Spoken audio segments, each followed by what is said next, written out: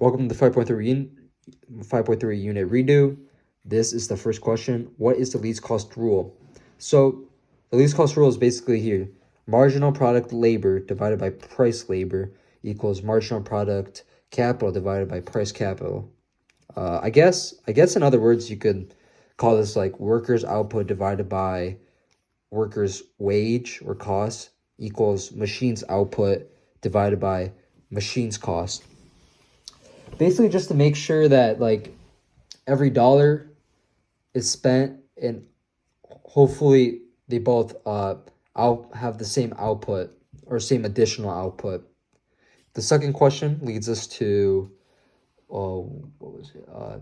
how this concept is similar to marginal utility optimal consumption rule. So what we have here is the marginal utility of good X divided by price of good X equals marginal utility of good Y divided by good Y.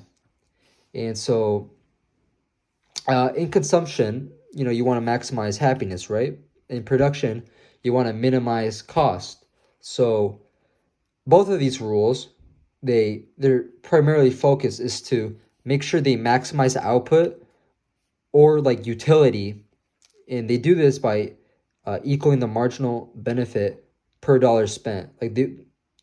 Like if there's more of one, if there's more of one,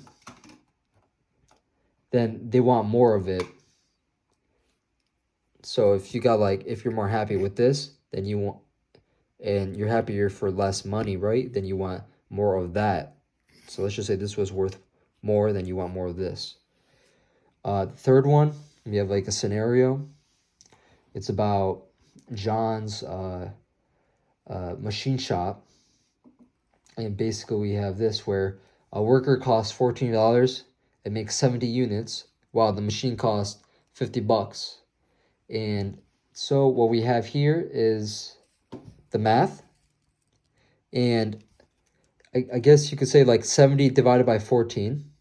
So that would be like the marginal product capital divided by 50. You want to equal this to each other. Just remember these rules. And 70 divided by 14 equals 5. And MPK equals 50 is still unknown. But we can just do some simple algebra. And we can just take this 50, put it over here. And now we know the marginal product capital is worth $250. So the marginal product of the last machine is $250. The fourth question leads us to, should John hire more workers or machines? So we know that marginal product labor equals 70, which is right here, right? And then you want to divide it by price of labor. And price of labor is 14. And we know that equals 5. So here's 5. That's great.